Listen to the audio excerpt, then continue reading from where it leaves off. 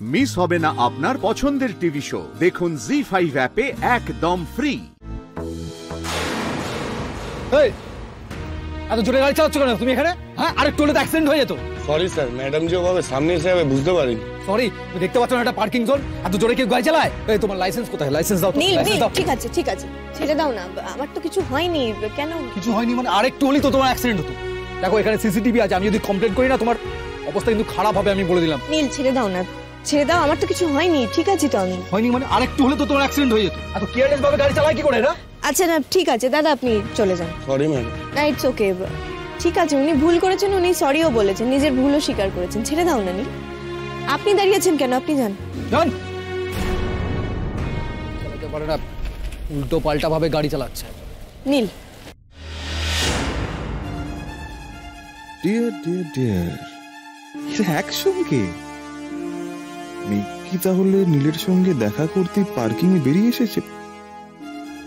মেঘের বিয়েটা হচ্ছে কার সঙ্গে? এটা নতুন মজা তার মানে।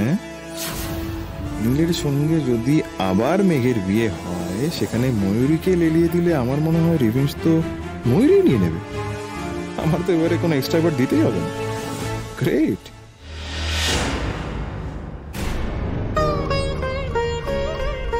এখনো এত রাগারাগি কেন করো নীল? একটু পাল্টাওনি না? আরে রাগারাগি কি আর এমনি এমনি করি নাকি? তুমি দেখতে পেলে না কিভাবে গাড়ি চালাচ্ছিল? আরেকটু হলেই তো। তোমার তো লাগেনি তো? তুমি ঠিক আছো তো? আমি একদম ঠিক আছি। আমার কেন লাগতে যাবে? তুমি তোমাকে সরিয়ে নিলে। তুমি দেখে রাস্তা বেরোতে পারো না? মন কোথায় থাকে? এখানে এত গাড়ি বেরোচ্ছে ঢুকছে, একটু সাবধানে চলাফেরা করতে কি হয়? আমি যথেষ্ট সাবধানেই চলাফেরা করিনি। সে তো দেখতেই পেলাম তুমি কত সাবধানে। শোনো, তুমি বিয়ে করে তোমার বরকে না প্রথমে আমার সঙ্গে পরিচয় করাবে। তাকে আমি বলে দেবো তোমার কি কি বাজে ব্যাপার আছে। তুমি যদি চিরকাল এত আনমাইন্ডফুল থাকো না, তাকে যে তোমাকে আগলে রাখতে হবে সেটা তাকে আগের থেকে জানিয়ে দেওয়া ভালো। আমি হাসির কি বললাম?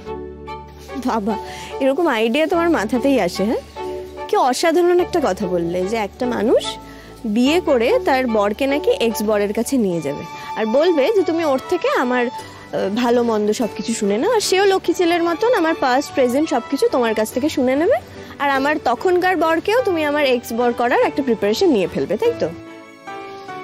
সেটা বোধহয় একটু বাড়াবাড়ি হবে, তাই না? একটু না, অনেকটাই বাড়াবাড়ি হয়ে যাবে। এনিওয়ে, তুমি এখানে? হ্যাঁ, তুমি যে কারণে আমিও সেই কারণেই। শপিং, বিয়ের। একা? মাকে ভেতরে পার্লারে বসিয়ে এসেছি, ঘন্টা দেড়েক তো লাগবেই মোটামুটি। তুমিও কি একা এসেছো? তোমার তো আমি কোনোদিন শপিং এ ইন্টারেস্ট দেখিনি। হ্যাঁ জনি, জোর করে এনেছে। আমি একবার রাউন্ড দিয়ে এসে যাবো না বলায় ওরা সব ওদিকে জুয়েলারি শপে গেছে। তারপর আরো কি সব কিনবে বলছিল। আমি প্রচন্ড বোর হচ্ছি। আমিও যে হচ্ছি না সেটা বলাটা ঠিক হবে না। তাহলে একটা কথা বলি, আর খানিকটা সময় আমাকে টলারেট করবে? বোর করবো না, প্রমিস। বলছো? ঠিক আছে, তাহলে নিশ্চিত করাই যায়। চলো না, এই কাছেই একটা ক্যাফে আছে।